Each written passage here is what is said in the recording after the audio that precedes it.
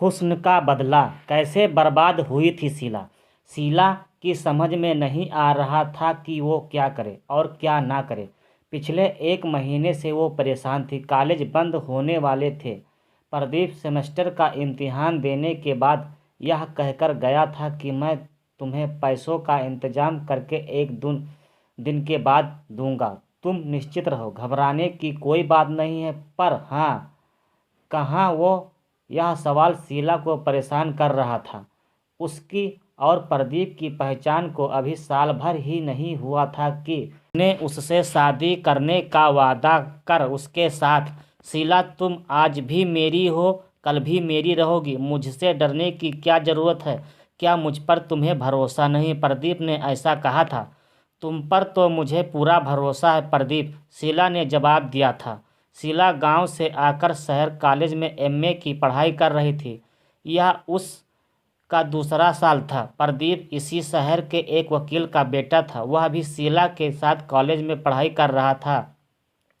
अय्याश प्रदीप ने गांव से आई सीधी साधी शीला को अपने जाल में फंसा लिया था। शीला उसे अपना दोस्त मानकर चल रही थी। उनकी दोस्ती अब गहरी हो गई थी। इसी दोस्ती का फायदा उठाकर एक दिन प्रदीप ने उसे घुमाने के बहाने पिकनिक ले गया। फिर वे मिलते पर सुनसान जगह पर। इसी का नतीजा शीला पेट से हो गई थी। जब शीला को पता चला कि उसके पेट में प्रदीप का बच्चा पल रहा तो वह घबरा गई। मुश्किल एक क्लिनिक की लेडी डॉक्टर 10,000 रुपये में बच्चा को गिराने तैयार हो गई। डॉक्टर ने कहा रुपयों का इंतजाम 2 दिन में ही करना होगा। इधर प्रदीप को ढूंढते ढूंढते शीला को 1 हफ्ता का समय बीत गया, पर वह नहीं मिला। शीला ने उसका घर भी नहीं देखा था। प्रदीप के दोस्तों से पता करने पर मालूम नहीं। सुनते सुनते वह परेशान हो गई थी। शीला ने सोचा कि क्यों ना घर जाकर कॉलेज में पैसा जमा कराने के नाम पर पिता से रुपये मांगा जाए।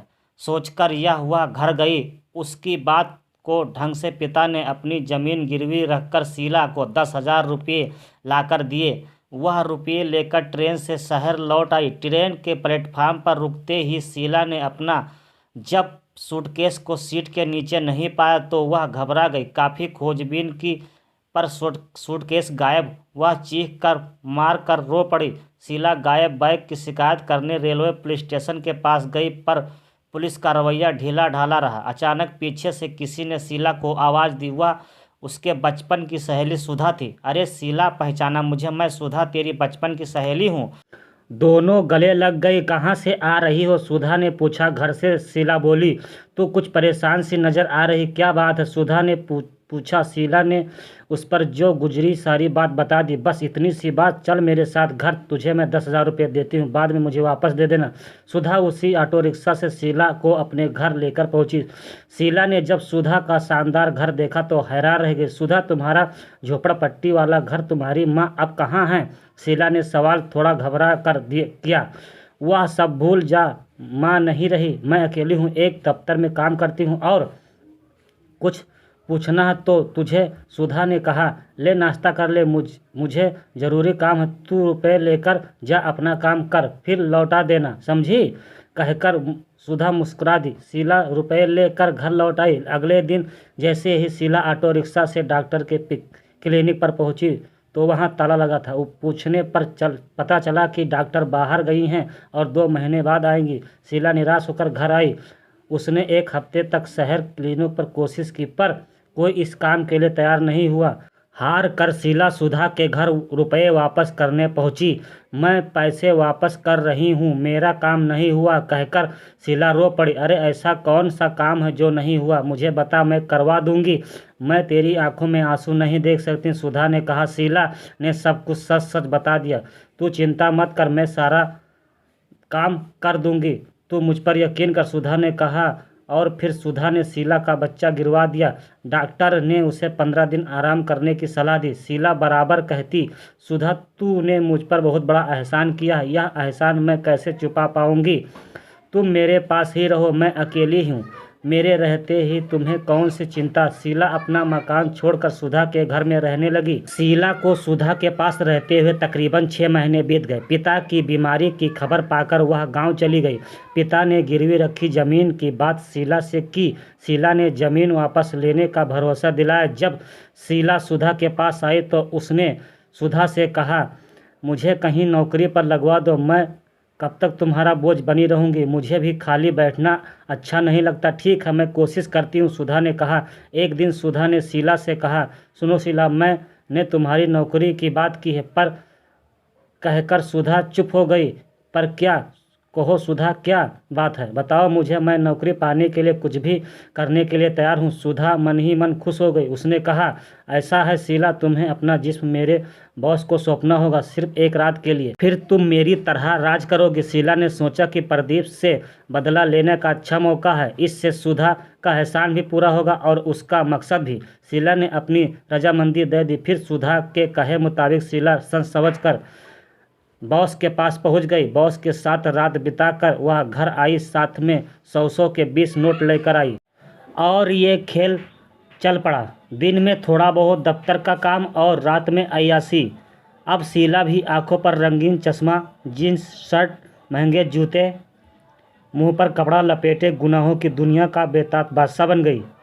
कॉलेज के बिगड़े लड़के, अमीर कारोबारी, सफ़ेद पोश नेता, सभी शीला कब्जे में थे। एक दिन शीला ने सुधा से कहा, दीदी मुझे लगता है कि अमीरों ने फरेब की दुकान सजा रखी है। इतने में सुधा के पास फ़ोन आया। कौन? सुधा ने पूछा। मैडम, मैं प्रदीप, मुझे शाम को। ठीक है, 10,000 रुपये लगेंगे एक रात के। बोलो ठीक है, प्रदीप ने कहा। कौन है? शीला ने पूछा।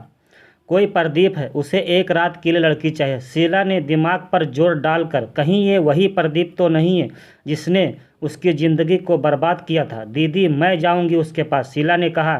ठीक है, चली जाना, सुधा बोली। शीला ने ऐसा मेकअप किया कि उसे कोई पहचान ना सके। दुपट्टे से मुंह ढककर चश्मा लगाया और होटल पहुंच गई। शीला ने एक कमरा पहले से ही बुक करा रखा था ताकि वही प्रदीप हो तो वह देह धंधे के बदले में अपना बदला चुका सके। प्रदीप नशे में झूमता हुआ होटल पहुंच गया। मेरे कमरे में कौन है? प्रदीप ने मैनेजर से पूछा। वहाँ एक मेम साहब बैठी हैं, कह रही हैं कि साहब के आने पर कमरा खाली कर दूंगी। वैसे यह उन्हीं का कमरा है, होटल के सभी कमरे भरे हैं। यह कहकर मैनेजर चला गया। प्रदीप ने दरवाज़ा खोलकर देखा तो खूबसूरती में लिपटी एक मॉडर्न बला को देखकर हैरान रह गया। कमाल का हुस्न। प्रदीप ने सोफे पर बैठते हुए कहा, यह आपका कमरा है जी? शीला ने कहा। मैं आपका नाम जान सकता हूँ? प्रदीप ने पूछा। मोना। आप कपड़े उतारिए और अपना शौक़ पूरा करें, समय बर्बाद ना करें, इसे अपना कमरा ही समझिए। इसके बाद शीला ने प्रदीप को अपना जिस्म सौंप दिया। वह दोनों अभी अय्याशी में डूबे ही थे कि दरवाजे पर दस्तक दी। प्रदीप मुंह ढककर सोने का बहाना करके सो गया। शीला ने दरवाज़ा खोला तो पुलिस को देखकर वह जोर से चिल्लाई, पुलिस! प्रदीप साहब, आपके खिलाफ शिकायत मिली है कि आपने मोना मैडम के कमरे पर ज़बरदस्ती कब्जा जमा कर उनसे बलात्कार किया है। आपको गिरफ्तार किया जाता है, पुलिस ने कहा। जी मैं। यहाँ सुनकर प्रदीप की घिनघिनी बंद हो गई। पुलिस ने जब प्रदीप को गिरफ्तार किया तो मोना उर्फ शीला जोर से खिलखिलाकर हंस उठी और बोली, प्रदीप जी, इसे कहते हैं हुस्न का बदला। तो दोस्तों, इस कहानी से आपको क्या शिक्षा मिलती है, कमेंट में ज़रूर बताएं।